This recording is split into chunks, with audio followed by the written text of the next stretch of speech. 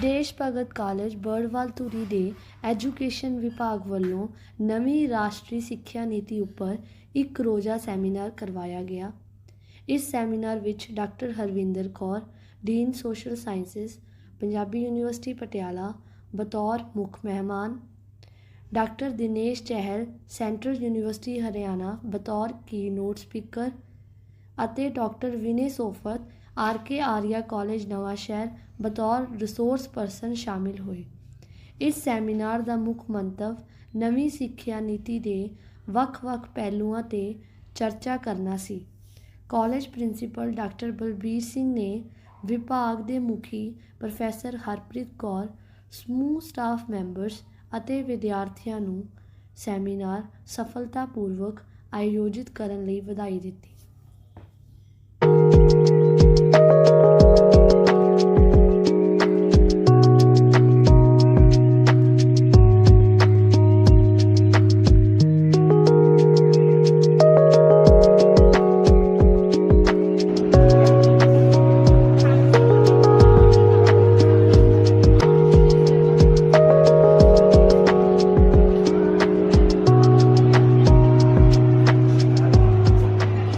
Department of history RK Arya college Nawanshahr ते उन्हां दे नाल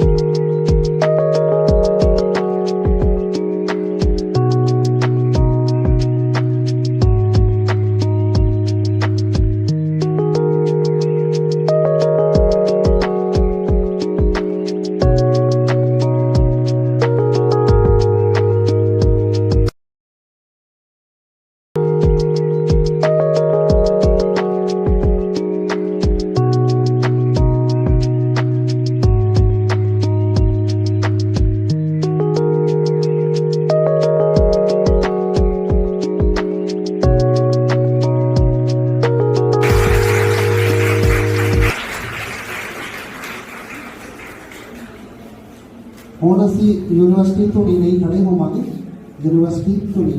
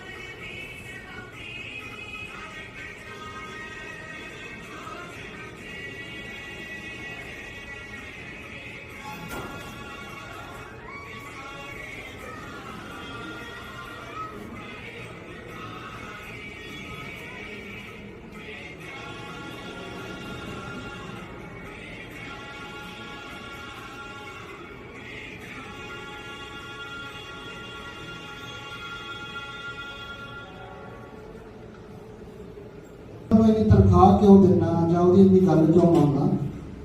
उन्हें तोड़ के जवाब नहीं दिता। वो कहता भी फलाना पिंड आ एक उत्थे एक आजड़ी रहता उन्होंने मिल के आया तो बंदा आजड़ी को गया वो मिल के आया तो उन्हें अकबर ने पूछा भी की है वो जी जानकारी थी ऑथेंटिक नहीं थी। कहना भी हम बैठ तो उन्होंने वीरवाल को भेजा। जब वीरवाल गया तो उन्हें आजड़ी की हर एक दसा दसी भी इन्ने बकरे ने इन्नियां बकरियां ने, कहता भी ये अंतर है, ये है सिक्ख्या। सिक्ख्या साडा सोच है, साडा समझ है। 34 साल बाद साडी HRD ने एजुकेशन पॉलिसी च तब्दीली लियाई। ये की तब्दीलियां ने, ये क्यों लियांदियां गईयां, ये समाज ते की प्रभाव सिरजणगियां, इन्हां सवालों के आसरे ही अज असीं साडे सैमीनार की जिहड़ी ब्याउंत करांगे। इन्हां सवालों के आसरे ही असीं इस ते गल करांगे, क्योंकि कई सवाल समय के सट दिते जाते हैं। टकियां रहण दे मित्रा, गल्लां धरदियां, हवा वगी तां आपे मूहरे आउणगियां, रुत्तां ਜਿਹੜੀਆਂ ਰੁੱਸੀਆਂ ਫਿਰਦੀਆਂ ਨੇ, ਇੱਕ ਦਿਨ ਸੋਲੇ ਧੂੜ ਮਿੱਟੀ ਦੇ ਗਾਉਣਗੀਆਂ। Welcome you all on this one-day national seminar. I'm very happy to have this chance to introduce to you our guest, our keynote speaker and resource person. First of all, I want to introduce Dr. Dinesh Chahar, our keynote speaker. Dr. Dinesh Chahar is working as a professor in School of Education, Central University of Haryana, Mahendragarh. He is MA in History, MA, Native Education, Native History and PhD in Education. He has 19 years of teaching experience in his credit. He is a former member of Going to introduce Dr. Harvinder Kaur, our chief guest. Dr. Harvinder Kaur is working as a professor of economics and holding the position of lead faculty of social sciences at Punjab University, Patiala. She has teaching experience of 30 years. She is one of the few well-informed academics of Punjab who are actively working in the area of population studies. Now I am going to introduce Dr. Vinay Sopat, our today's resource person. Dr. Vinay Sopat is working as an associate professor and the head of PG Department of History, RA College, Nawashehar. He is having 23 years of teaching experience. He published 12 papers in various scientific journals. He has authored 10 books. He has presented paper in more than 50 conferences. He has ਸਾਰਿਆਂ ਦੇ ਲਈ ਬਹੁਤ ਹੀ ਸੁਧਾਰਾ ਦੇਣਾ, ਜਿਸ ਦੇ ਵਿੱਚ ਸਾਡੇ ਕੋਲ ਉਹ ਸ਼ਖਸੀਅਤਾਂ ਸਾਡੇ ਸਾਹਮਣੇ ਬੈਠੀਆਂ ਜਿਨ੍ਹਾਂ ਨੇ ਐਜੂਕੇਸ਼ਨ ਦੇ ਫੀਲਡ ਦੇ ਵਿੱਚ ਬਹੁਤ ਤਜਰਬਾ ਜਿਹੜਾ ਉਹ ਹਾਸਲ ਕੀਤਾ ਹੋਇਆ ਹੈ। ਵੱਖ-ਵੱਖ ਪਲੇਟਫਾਰਮਸ ਤੇ ਵੱਖ-ਵੱਖ ਜਗ੍ਹਾ ਉਹ ਸਟੇਟ ਲੈਵਲ ਤੇ, ਨੈਸ਼ਨਲ ਲੈਵਲ ਔਰ ਇੰਟਰਨੈਸ਼ਨਲ ਲੈਵਲ ਤੇ, ਜਿਵੇਂ ਪ੍ਰੋਫੈਸਰ ਹਰਪ੍ਰੀਤ ਨੇ ਬਰੀਫ ਇੰਟਰੋਡਕਸ਼ਨ ਦੇ ਵਿੱਚ ਇਹਨਾਂ ਦੇ ਬਾਰੇ ਚ ਦੱਸਿਆ, ਉਹ ਸ਼ਖਸੀਅਤਾਂ ਸਾਡੇ ਕੋਲ ਹੈ, ਉਹ ਰੂਬਰੂ ਹੋਣਗੀਆਂ, ਤੁਹਾਡੇ ਨਾਲ ਇੰਟਰੈਕਸ਼ਨ ਜਿਹੜੀ ਹੈ ਉਹ ਹੋਏਗੀ। ਮੈਂ ਦੇਸ਼ ਭਗਤ ਪਰਿਵਾਰ ਦੇ ਵੱਲੋਂ ਅੱਜ ਦੇ ਸਾਡੇ ਇਸ ਨੈਸ਼ਨਲ ਸੈਮੀਨਾਰ ਦੇ ਜਿਹੜੇ ਮੁੱਖ ਸਾਡੇ ਕੋਲ ਚੀਫ ਗੈਸਟ ਹਨ ਡਾਕਟਰ ਹਰਵਿੰਦਰ ਕੌਰ, ਜਿਹੜੇ ਕਿ ਹਮੇਸ਼ਾ ਹੀ ਕਾਲਜ ਦੇ ਨਾਲ ਲੰਬੇ ਸਮੇਂ ਤੋਂ ਉਹ ਜੁੜੇ ਹੋਏ ਹੈ। ਮੈਂ ਇਹਨਾਂ ਦਾ ਬਹੁਤ ਹੀ ਜਿਹੜਾ ਉਹ ਤਹਿ ਦਿਲੋਂ ਧੰਨਵਾਦ ਵੀ ਕਰਦਾ ਔਰ ਵੈਲਕਮ ਵੀ ਕਰਦਾ ਕਿ ਸਾਡੇ ਇਹਨਾਂ ਨੇ ਸਮਾਂ ਕੱਢਿਆ ਆਪਣੇ ਜਿਵੇਂ ਭਰੇ ਸਕੂਲ ਦੇ ਵਿੱਚੋਂ ਸਾਡੇ ਕੋਲ ਇੱਥੇ ਆਏ ਤੇ ਅੱਜ ਦੇ ਸੈਮੀਨਾਰ ਦੇ ਵਿੱਚ ਸਾਡੇ ਨਾਲ ਜਿਹੜਾ ਉਹ अपने विचार की साझी करूँगा। ये पाऊंगा इसलिए पहले ही माफी। बड़े भाई साहब बैठे हैं जो विनय भी हमारे ऊपर रखते हैं, हमेशा ही बल देते हैं, जो हमें वीर बनाते हैं। हर क्षेत्र में हम इंद्र बन सकते हैं। ऐसे मंच को सादर प्रणाम करता हूँ। ऐसे राजेंद्र जी त्रिवेदी साहब, ये वो नाम है जो मैंने अपने होठों से लिए, बाकी आप सबके नाम मेरे दिल में हैं। NEP 2020 लास्ट तक बेटा आवाज आ रही नहीं। मैं 5 गिनूंगा, 5 पे आपने जो 2-2 हाथ वाले ना क्लैप करनी है, जिसके 2 हाथ है उसको कसम लगे ना करे। अब देखते हैं, account 1 to 5 then you have to clap, right? चलिए 1 2 3। क्या गाना है? ये 3 पे क्यों किया? चलिए तारीख 3 बजे 5 से बजे उससे कोई फर्क नहीं पड़ेगा, लेकिन जो मंच पे लोग बैठे हैं वो पूरा दिन आपसे जो बात साझी करें वो आपके दिल में आनी चाहिए, वो जहन में आनी चाहिए। इसका मकसद ये तारीख 3 बजे 5 से बजे उससे कोई फर्क नहीं पड़ता। इन्हें सोना साथ में क्यों आए हो? हम साथी नहीं हैं, बड़े भाई हमारे मार्ग में भी NEP के रिगार्डिंग उलझी हुई उलझनों को सुलझाने आया हूँ, कुछ प्रश्न पूछने और कुछ बताने आया हूँ। हमारे पूर्वज चले इसी धरती से, इसी धरती को मैं नमन करने आया हूँ, इसी धरती को मैं नमन। तो मकसद क्या है कि हम इस भूमि से चल करके अपनी भूमिका का कैसे निर्माण करें, जो एनईपी का एक मकसद है। और हम हरप्रीत से मैं माफी चाहूंगा, मैंने आपको इसलिए रोक दिया था क्योंकि मेरा हमेशा ही विश्वास रहता है कि मैं इनसे ज्यादा रूबरू हूँ, इंटरेक्शन ज्यादा हो, प्रोडक्शन का कोई ज्यादा नहीं। मैं भी टीचर हूँ, ये भी टीचर, और ये जो पीछे बैठेंगे भी अगले साल या 2 साल का टीचर बन जाएंगे। हमारा परिचय इतना ही है। मैं अपने परिचय से शुरू करता हूँ क्योंकि मेरे बारे में मेरे को ज्यादा पता, आपको नहीं। हम करते क्या है कि सुंदर सुर सजाने का साज बनाता हूँ, नौसिखियों परिंदों को बाज बनाता हूँ, चुपचाप सुनता हूँ शिकायतें सबकी, फिर दुनिया को बदलने का रिवाज बनाता हूँ। बनाए चाहे कोई बुर्जे खलीफा, बनाए चाहे कोई बुर्जे खलीफा, अरे मैं तो कच्ची ईंटों से ताज बनाता हूँ, कच्ची ईंटों से ताज बनाता हूँ। तो हम टीचर्स है सारे, बस इतना इंट्रोडक्शन है। इस बात के साथ कि एनईपी 2020 के फर्स्ट वर्ड है आपका challenges then opportunities, right? Opportunities और चैलेंजेस ये साथ साथ चलते हैं हमेशा। ऐसा नहीं है कि अपॉर्चुनिटीज आएंगे चैलेंजेस नहीं आएंगे, तो होगा हमेशा ही। अब क्या है, देयर आर 2 बोट्स, 2 नाव है, एक जो 19 ये आपकी एनईपी 2020 है और एक उससे पहले की नाव। रुकी कोई नहीं, दोनों चल रही है। अब इससे इसमें शिफ्ट होना है, मतलब पुराना सिस्टम भी कुछ साल तक चलेगा, उसमें टाइमलाइन है हर चीज की, तो उसके साथ कुछ चुनौतियां भी आएंगी और चुनौतियों के साथ साथ कुछ अवसर भी आएंगे। इसको हम अपॉर्चुनिटीज और चैलेंजेस की बात करें। आप कह रहे थे कि 34 साल बाद आई है, मैं कह रहा हूँ 34 साल बाद भी 185 साल के बाद कोशिश है, जब मैकोनियन सिस्टम को चेंज करने की कोशिश करने जा रहे हैं। तो 185 साल का बदलाव या उससे ज्यादा क्या जो बदलाव होने जा रहा है, और जहां पे वहां पे हम सबकी सामूहिक जिम्मेवारी, कलेक्टिव रिस्पॉन्सिबिलिटीज, प्रिंसिपल साहब है, हम टीचर्स हैं, ये स्टूडेंट्स हैं, पेरेंट्स होंगे, तो सबकी सामूहिक जिम्मेवारी है। पर्पज क्या है, through this NEP how we can become the विश्व गुरु, हम टॉप पे कैसे पहुंचे। मैं एजुकेशन पढ़ाता हूँ, मैडम फिजिक्स इकोनॉमिक्स पढ़ाते हैं, सर हिस्ट्री पढ़ाते हैं, और दूसरे फिजिक्स केमिस्ट्री पढ़ाते हैं, आप कोई कॉमर्स पढ़ता है, कोई। मकसद क्या है, अपने अपने फील्ड में एक्सेल करके इस एजुकेशन के थ्रू हम विश्व गुरु या अपने इंडिया को सर्वश्रेष्ठ बनाएं। तो उससे कोई फर्क नहीं पड़ता मेरी बैकग्राउंड क्या है, आपकी बैकग्राउंड क्या है।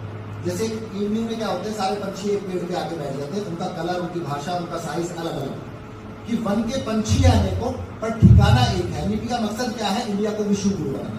वन के पंछी अनेकों पर ठिकाना एक है, सबकी भाषा अलग अलग, सब्जेक्ट अलग हो सकते हैं, सबकी भाषा अलग अलग, पर तराना एक है। और यदि दिल में उमंग, जहां से मैंने विल पावर से शुरू की थी, अगर दिल में उमंग, सारा जमाना एक है, हम शिकारी भिन्न भिन्न, लेकिन निशाना एक है। निशाना क्या है, एनईपी के माध्यम से इस देश को अच्छा बनाना। मतलब वो कुर्ते पजामे वाले सफेद वाले नहीं बोला, हर फील्ड के लीडर्स एनईपी वो प्रिपेयर करें, that is learning. Second, I means initiativeness, F means flexibility, और ई मींस जो मकसद है शिक्षा का। हम मानते हैं, वैसे तो हम एजुकेशन वाले मैडम बोलते हैं ऑल राउंड डेवलपमेंट, लेकिन वो नौकरी भी आगे खत्म हो जाता है। तो एम्प्लॉयबिलिटी, उसकी बात करूंगा, एम्प्लॉयबिलिटी। और मनुष्य में मानवीयता कैसे है। मनुष्य तो हम है, वेद कहता है मनुर्भव, मनुष्य बनो, क्या हम मनुष्य नहीं है, लेकिन वो मानवीय गुण, वो क्वालिटीज, वो वैल्यूज कैसे आए। तो अतीत की भी बात है, आधुनिकता की बात है। संतान एक ही सपना, शिक्षा हो एक समान। तो एनईपी वो बात करने की कोशिश कर रही है, और उस एनईपी में इस किताबी ज्ञान के साथ साथ, मैं नहीं कहता किताबी ज्ञान जरूरी नहीं है, जरूरी है, लेकिन उस किताबी ज्ञान के साथ साथ 3 चीजें हम इंपोर्टेंट मानते हैं, लर्निंग, रीलर्निंग, अनलर्निंग। कुछ भूलना है, कुछ नया सीखना है, कुछ पुराना सीखना, लाइक दैट। उसमें वो कहते हैं, हमारी एनईपी वही बात कर रही है, लेकिन हम ढूंढते नहीं है। हार्वर्ड गार्डन में कहा, सबने मान लिया, 5 तरह के दिमाग तैयार करना। Number 1 is responsible mind, second is discipline mind, third is synthesis mind, fourth is creative mind, और फिफ्थ इज एथिकल माइंड। तो वो 5 तरह के दिमाग हमें इस क्लासरूम में डेवलप करते हैं, so we can develop civilised society, civilised country. और उसको नाम कुछ भी दे दो, 21st century skills, life skills, हमारे पास तो सारी चीजें हैं, हमारे पास सारी चीजें हैं। सर, मैं आपको दावे के साथ कहता हूँ, हमने जब 7 क्वालिटीज स्टीवन एम कोरे की बुक में पढ़ी, तब हमने 7 क्वालिटीज को माना, लेकिन मेरे जपजी साहब ने वो कैरेक्टर की बात की। मेरे जपजी साहब ने स्ट्रॉन्ग माइंड की बात करते हैं, पेशेंस की बात करते हैं, फियरलेस गुरु गोविंद सिंह ने एक लिए चारों साहबजादे शहीद मतलब देश के लिए कुर्बान कर दिए, इससे ज्यादा फियरलेसनेस क्या हो, हार्ड वर्क और लव अफेक्शन, तो ये क्या नहीं है हमारे पास, लेकिन हम उसको ढूंढने की कोशिश नहीं करते, हम सिर्फ वेस्ट के चश्मे से देखने की कोशिश करते हैं।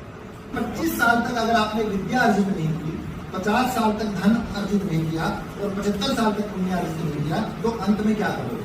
कितनी बड़ी philosophy.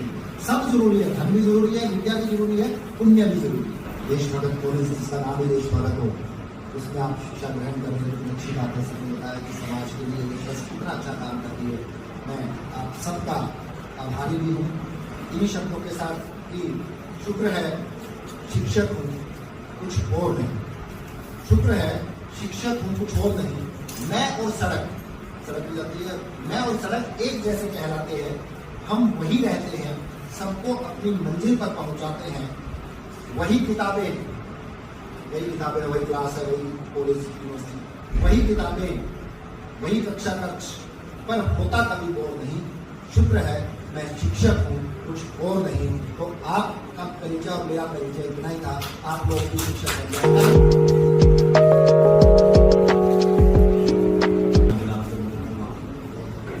Principal doctor Balvir Singh, मेरे मित्र भी ने, दोस्त भी ने, पुराने दोस्त हैं। मेरे सामने प्रिंसिपल राजेंद्र कुमार जी और प्रोफेसर साहबान मस्ताना मैडम बैठे हैं। इस कॉलेज में अध्यापक साथी और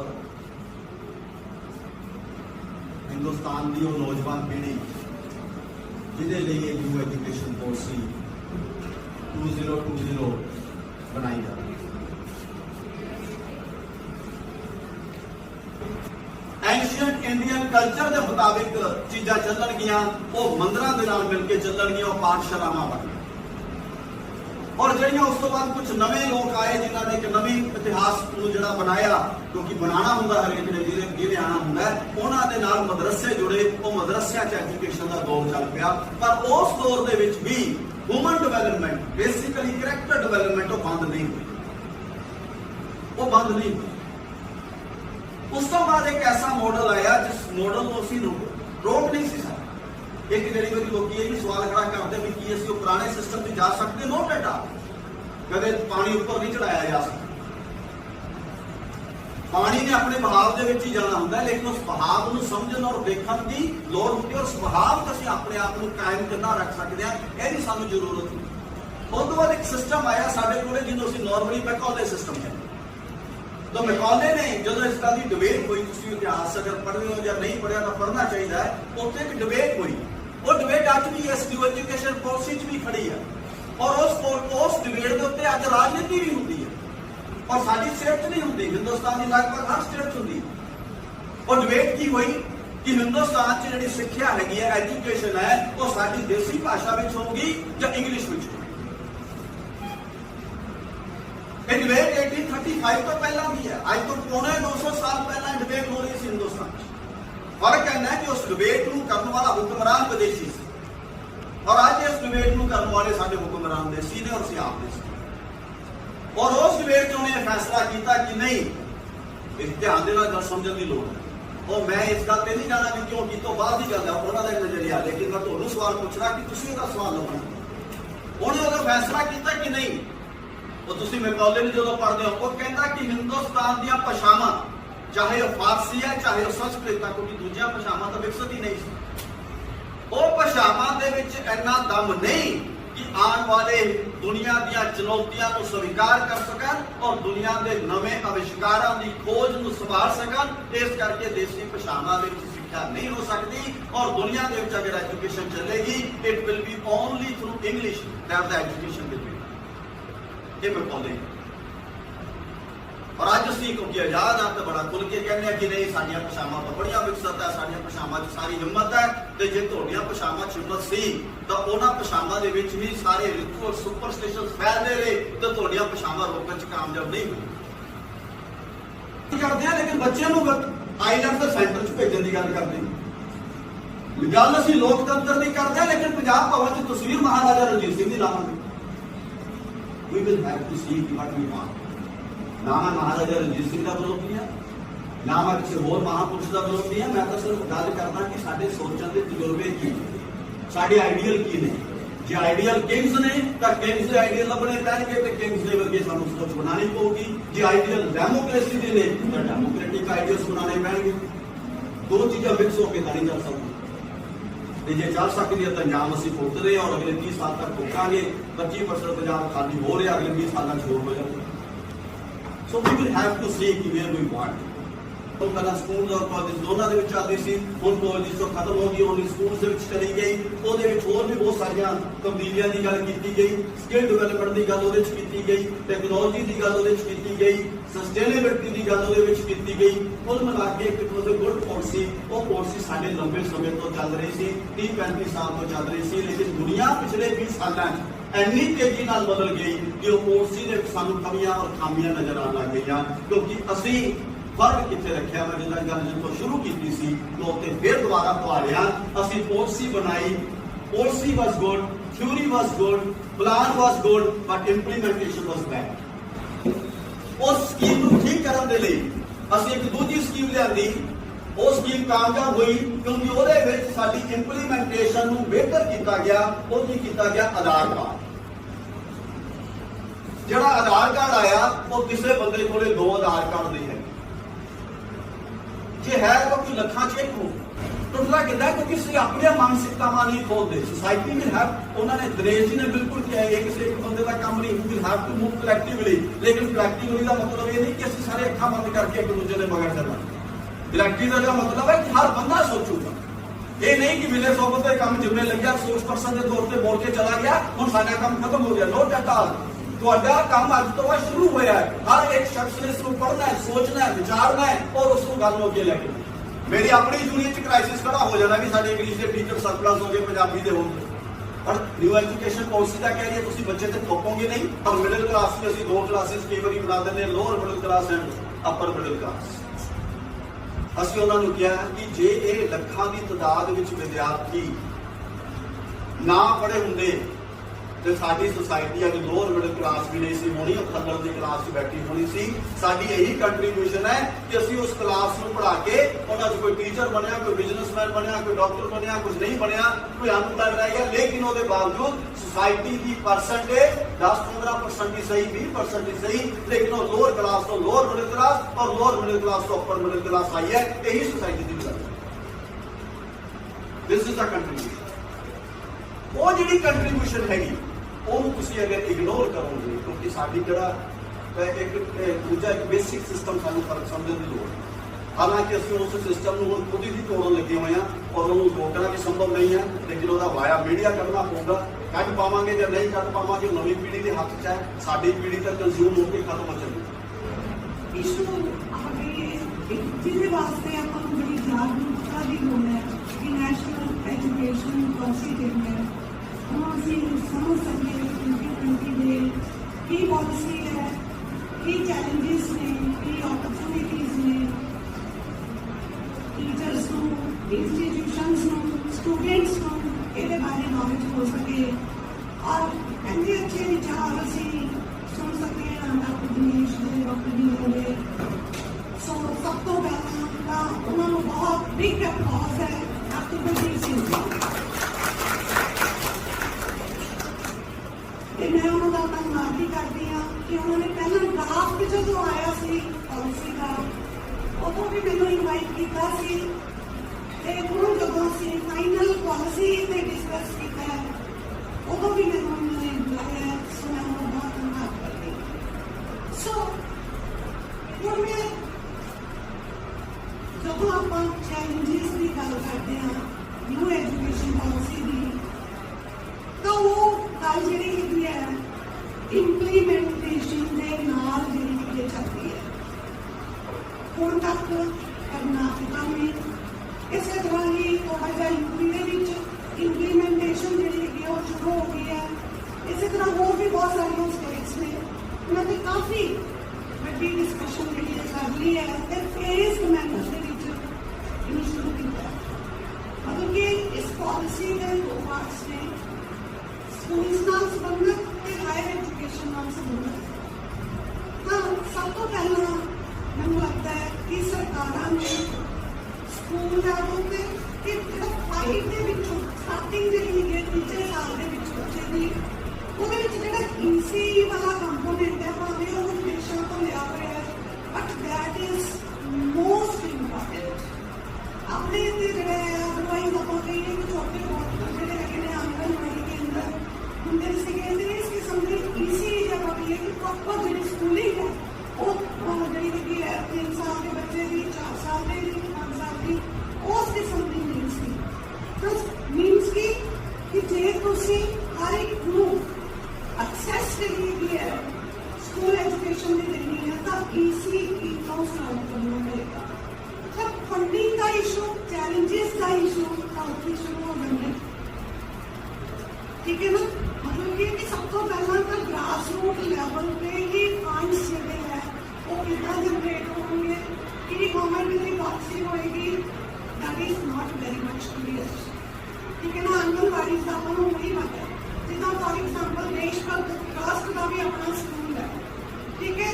तो इन्होंने उस लेवल को बच्चों को कितना जी शिक्षा देनी है उस तो बाद पहले तो लैके 12वीं तक ये सोती, ठीक है ना। वो ऑलरेडी अपना सिस्टम चल रहा सी तब स्कूलिंग के वेले तो ईसी के वेले तो किस तरीके के नाल गवर्नमेंट फंड करेगी, स्टेट के फंड्स जनरेट होंगे कि नहीं होंगे, that is also a challenge. जब असी हायर एजुकेशन पर जाते हैं तो ਆਪਾਂ ਐਕਸੈਸ ਜਿਹੜੀ ਹੈ ਐਕਸੈਸ ਬਣਾਉਣ ਦੀ ਗੱਲ ਵਿੱਚ ਹੋਈ ਹੈ। ਸਾਰੇ ਇੰਸਟੀਟਿਊਸ਼ਨਸ ਦੇ ਵਿੱਚ ਆਲਮੋਸਟ 3000 ਜਿਹੜੀ ਹੈਗੀ ਹੈ ਐਡਮਿਸ਼ਨ ਹੋਣੀ ਚਾਹੀਦੀ ਹੈ। ਜੇ ਆਪਾਂ ਆਪਣੇ ਜਿੱਦਾਂ ਮੈਂ ਆਉਂਦਾ ਹੀ ਪੁੱਛਿਆ ਡਾਕਟਰ ਸਾਹਿਬ ਨੂੰ ਕਿ ਆਪਣੇ ਜਿਹੜੇ ਕਿ ਕਾਲਜ ਦੀ ਕਿੰਨੀ ਜਿਹੜੀ ਸਟਰੈਂਥ ਹੈ ਤਾਂ ਦੈਟ ਇਜ਼ 2000 ਤਾਂ ਉਹ ਸਫੀਸ਼ੀਐਂਟ ਹੈ। ਜੇ ਆਪਾਂ ਨਵੇਂ ਮਾਡਲ ਦੇ ਵਿੱਚ ਆਪਾਂ ਦੇਖੀਏ ਤਾਂ ਉੱਥੇ 3 tier ਇੰਸਟੀਟਿਊਸ਼ਨ ਜਿਹੜਾ ਮਾਡਲ ਹੈ ਉਹ ਦੇਖਿਆ ਨਵੀਂ ਐਜੂਕੇਸ਼ਨ ਪਾਲਿਸੀ ਦੇ ਵਿੱਚ ਜਿਹਦੇ ਵਿੱਚ ਕੀ ਹੈ ਰਿਸਰਚ ਇੰਟੈਂਸਿਵ ਯੂਨੀਵਰਸਿਟੀਜ਼ ਔਰ ਨਾਲ ਹੀ ਕੰਪੋਨੈਂਟ ਕੀ ਹੈ ਰਿਸਰਚ ਦੇ ਨਾਲ ਟੀਚਿੰਗ ਵੀ ਹੋਏਗੀ ਤੇ ਮਲਟੀ ਡਿਸਪਲਿਨਰੀ ਦਾ ਆਸਪੈਕਟ ਵੀ ਜ਼ਰੂਰ ਹੈ। ਤਾਂ ਜਦੋਂ ਆਪਾਂ ਦੂਜੇ ਜਿਹੜੇ ਸਟੇਟਸ ਨੂੰ ਦੇਖਦੇ ਹਾਂ ਜਾਂ ਇਵਨ IITs ਨੂੰ ਦੇਖਦੇ ਹਾਂ ਤਾਂ ਉਹਨਾਂ ਨੇ ਸ਼ੁਰੂ ਕਰਤਾ ਹੈ ਜਿਹੜੀਆਂ ਸਟੇਟਸ ਨੇ ਇੰਪਲੀਮੈਂਟੇਸ਼ਨ ਨੂੰ ਫੇਜ਼ਿਸ ਦੇ ਵਿੱਚ ਚਾਲੂ ਕੀਤਾ ਹੈ। ਇਹ ਗੱਲਾਂ ਬਹੁਤ ਚੰਗੀਆਂ ਨੇ। ਜਦੋਂ ਆਪਣੇ ਬੱਚੇ ਬਾਹਰ ਨੇ ਤਾਂ ਆਪਾਂ ਦੇਖਦੇ ਹਾਂ ਕਿ ਜਿਹੜੇ ਹਾਇਰ ਐਜੂਕੇਸ਼ਨ ਬੱਚੇ ਕਰਦੇ ਨੇ ਉਹ ਪੂਰੇ ਦੇ ਪੂਰੇ ਆਪਣੇ ਪੇਰੈਂਟਸ ਤੇ ਜਾਂ ਜਿਹੜੀ ਕਿ ਹਾਊਸ ਹੋਲਡ ਤੋਂ ਜਿਹੜੀ ਸਪੈਂਡਿੰਗ ਜਾਂ ਜਿਹੜੀ ਸਾਰਾ ਖਰਚਾ ਪੇਰੈਂਟਸ ਤੇ ਨਹੀਂ ਹੁੰਦਾ।